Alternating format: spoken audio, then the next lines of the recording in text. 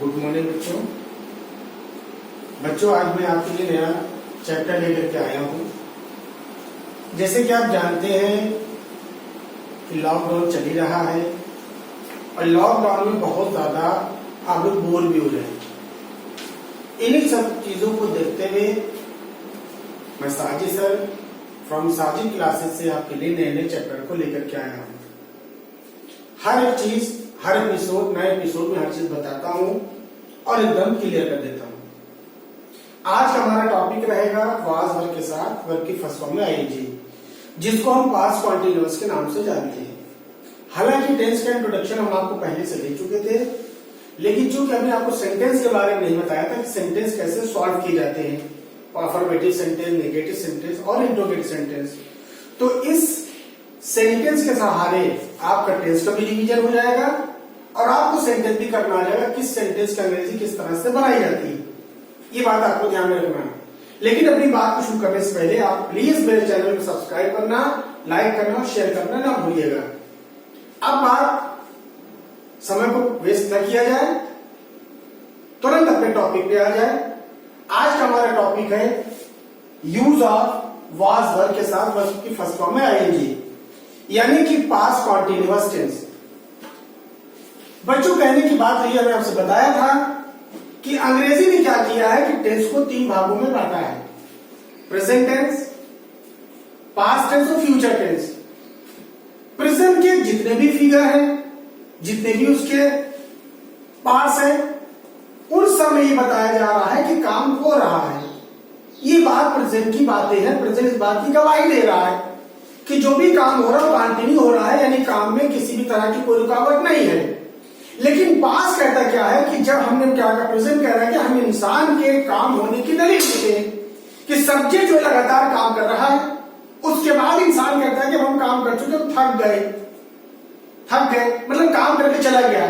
तो जब काम करके इंसान चला गया तो वहीं पे क्या हो जाएगा, पास्ट टेंस बन जाएगा, यानी कि काम हो चुका है, काम कंप्लीट हो गया, पास्ट टेंस हो चुका ना, हो गया था, यानी पास्ट टेंस में काम को होना है। लेकिन काम जो होगा वो पास्ट टेंस के कॉन्टिन्यूअस में ही होगा। वो ये बताएगा कि काम हो रहा था। जैसे मैंने किसी से कहा कि मैं पढ़ा रहा हूं, अभी मैंने कहा पढ़ा रहा हूं क्योंकि बात प्रेजेंट में हो चल रही है। लेकिन जब मैं चला गया और कोई बच्चा पूछा, उसने कहा सर क्या कर रहे थे, मैंने कहा मैं पढ़ा रहा था। उसने ये कहा क्या कर रहे हैं, उसने कहा क्या कर रहे थे, मैंने कहा मैं पढ़ा रहा था। तो इसका मतलब क्या हुआ कि अब काम नहीं है, काम हो चुका है। तो पास्ट कॉन्टिन्यूअस टेंस क्या होता है कि काम को हो जाने के बारे में बताया, काम कंप्लीट हो गया है। और फ्यूचर क्या करेगा, आने वाले समय के बारे में बताएगा। बहरहाल अलग अलग टॉपिक में अलग अलग बातें बताते चलेंगे। आज हम आपके लिए बेहतरीन चीज, आसान अंग्रेजी लेकर के आए कि किस तरह से वाज वर्ग का यूज अफर्मेटिव सेंटेंस में, नेगेटिव सेंटेंस में और इंट्रोगेटिव सेंटेंस में करते हैं। आइए करके देखते क्या है। सब लोग आप लोग अपने मोबाइल को जूम कर लीजिएगा और अपना पूरा ध्यान जो है हमारे बोर्ड की तरफ दीजिएगा। एक एक चीज आपके समझ में आएगी। वो अपनी पुस्तक पढ़ रहा था यानी कि लड़का हो गया, तो इसका मतलब क्या लगेगा, ही लगेगा। सबसे पहले सब्जेक्ट आता है। उसके बाद हमने क्या कहा कि सब्जेक्ट का ताल्लुक जो होता है हिंदी के लास्ट वाले वर्ड से होता है, क्योंकि यही लास्ट वाला वर्ड क्या होता है, वो वर्ब या हेल्पिंग वर्ब होता है, जो हिंदी में तो लास्ट में जाता है लेकिन अंग्रेजी में तुरंत सब्जेक्ट के बाद में आता है। तो ही के हिसाब से था के लिए क्या लगेगा, वॉज लगेगा। पढ़ रहा यानी कि बात कॉन्टिन्यूअस में हो रही है, तो क्या लगेगा, रीडिंग।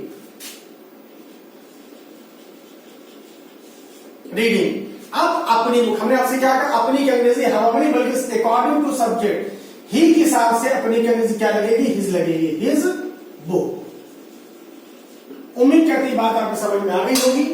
अब दूसरी बात देखिए, हम अपना पाठ याद कर रहे थे, हम यानी कि वी हो जाएगा, थे, वी के साथ थे के लिए क्या लगाते हैं, वर्ब लगाते हैं, वी वर्ब। याद कर रहे यानी कि कॉन्टिन्यूअस की बात हो रही है, तो क्या हो जाएगा, लर्निंग हो जाएगा। अपना पार्ट वी के साथ अपने के लिए क्या लगाते हैं, आवर लगाते हैं। याद रखिएगा अपने की अंग्रेजी हवा में नहीं बनती, बल्कि सब्जेक्ट के साथ से बनती है। यहाँ पे यहाँ पे अपनी आया, या अपनी आया तो ही के हिसाब से इस बन गई, यहाँ पे भी आया तो बी के हिसाब से क्या बन गई, आवर बन गई। अब कह रहा है वो एक मधुर गीत गा रहे थे, वो के लिए क्या लगेगा, शी लगेगा। ही के लिए, उसके बाद इसका ताल्लुक किससे होगा, लास्ट वाले वर्ड से होगा। शी के साथ ही के लिए क्या लगेगा, वाज लगेगा। अब गा रही यानी कि कॉन्टिन्यूअस टेंस, इसका मतलब क्या हो जाएगा, सिंगिंग हो जाएगा। मधुर, एक मधुर गीत, ए स्वीट सॉन्ग हो जाएगा, ए स्वीट सॉन्ग। अब मधुर को मेलोडियस भी कहते हैं। उम्मीद करते हैं कि आपके समझ में अफर्मेटिव सेंटेंस आ गया होगा, किस तरह से अफर्मेटिव सेंटेंस में वाज वर्ब के साथ वर्ब के फर्स्ट फॉर्म में आईएनजी का इस्तेमाल किया जाता है। अब आइए नेगेटिव सेंटेंस करते हैं। नेगेटिव में क्या है, इसमें सब्जेक्ट क्या है, राम। इसके फौरन बाद सेंटेंस के लास्ट में जाकर था, यानी कि क्या लगेगा, वाज लगेगा। अब आपको पता होना चाहिए कि नेगेटिव में हेल्पिंग वर्ब पे जस्ट बात क्या लगता है, नॉट लगता है। नॉट कभी भी हवा में नहीं आता है, नॉट लगा दिया। आपका कूद रहा यानी कि क्या हो जाएगा, कॉन्टिन्यूअस हो जाएगा, तो जंपिंग हो जाएगा। दीवार से के लिए क्या लगेगा, फ्रॉम लगेगा, और दीवार की क्या हो जाएगी, द वॉल हो जाएगी। अब ये वाला देखिए, वो एक गाय नहीं खरीद रहा था, वो यानी कि ही हो जाएगा। था के लिए वाज लगेगा।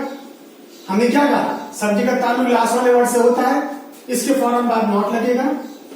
खरीद रहा मामला कॉन्टिन्यूअस का, तो क्या लग जाएगा, वर्ब के फर्स्ट फॉर्म में आईएनजी लगेगा, बाय हो जाएगा। बाय मतलब खरीदना, आईएनजी बाय हो जाएगा। एक गाय, एक काऊ हो जाएगा।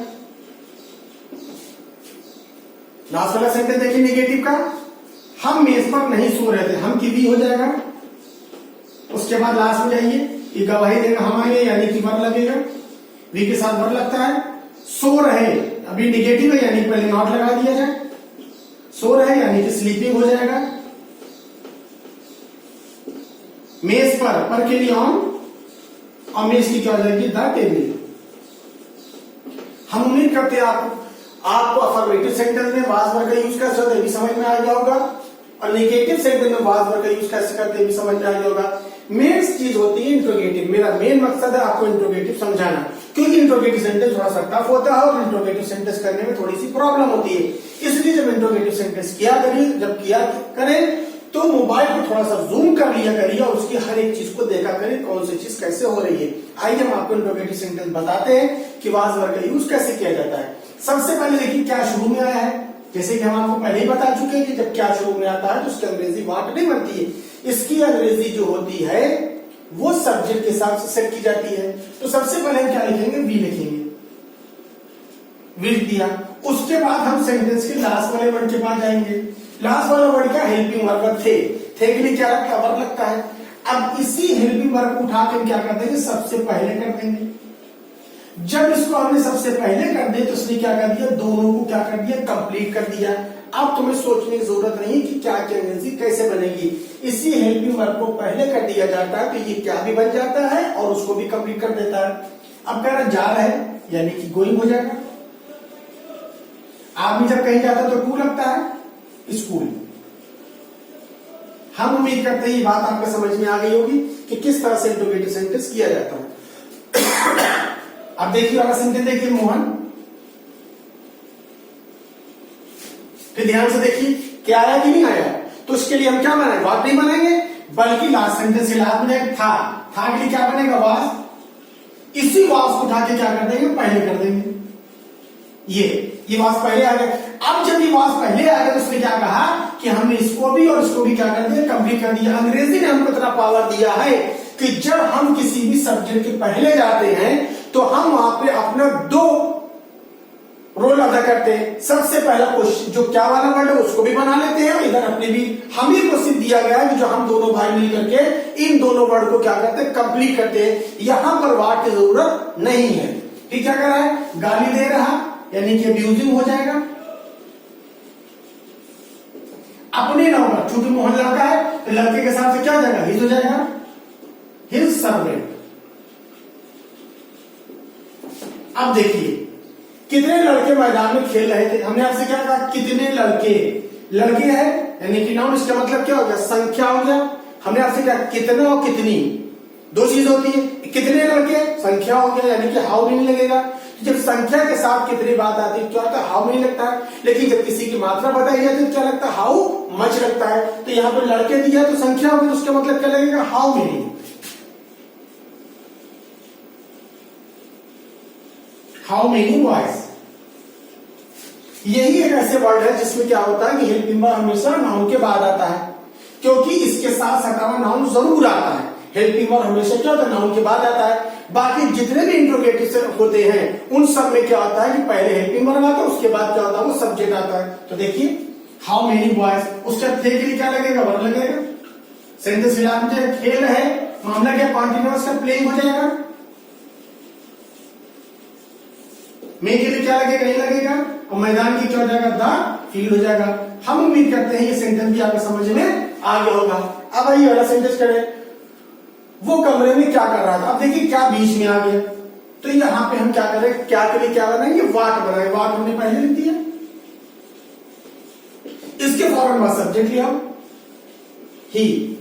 पिछले कई एपिसोड में हमने आपसे बताया कि ये जितने भी क्वेश्चन वर्ड होते हैं सिर्फ पहले आ करके फॉर्मेलिटी अदा करते हैं कि इंट्रोगेटिव सेंटेंस बन रहा है, लेकिन ये इंट्रोगेटिव सेंटेंस पूरा नहीं होने देते हैं, क्योंकि अगर खाली ये आ जाए, इनके आने से इंट्रोगेटिव सेंटेंस पूरा नहीं होता है। क्योंकि इसके जब तक इसके पहले हेल्पिंग वर्ब को ना रखा जाए, ये सिर्फ फॉर्मेलिटी अदा करते हैं, लेकिन इंट्रोगेटिव का सेंटेंस का बनना ना बनना जो होता है किस पे डिपेंड करता है, हेल्पिंग वर्ब पे डिपेंड करता है। इसके पहले जब तक हम वाज या वर्ब का इस्तेमाल नहीं करेंगे इंट्रोगेटिव सेंटेंस पूरा नहीं होगा। क्योंकि देखिए शुरू में यहाँ पे वाट नहीं आया, वाई नहीं आया, वेयर नहीं आया, लेकिन इंट्रोगेटिव सेंटेंस पूरा हो गया क्योंकि हेल्पिंग वर्ब आया है। लेकिन अगर यहाँ पे वाई और वर्ब हटा, यहाँ पे वाज वर्ब हटा दिया जाए, वाट में वेयर कर दिया जाए, तो इंट्रोगेटिव सेंटेंस पूरा नहीं होगा। तो पता ये चला कि इंट्रोगेटिव का पूरा जो क्रेडिट जाता है वो क्वेश्चन वर्ड को नहीं जाता है, बल्कि हेल्पिंग वर्ब को जाता है। क्वेश्चन वर्ड सिर्फ आगे ये बताता है कि कोई इंट्रोगेटिव सेंटेंस बन रहा है, लेकिन हेल्पिंग वर्ब आगे बताता है कि कंप्लीट हो रहा है।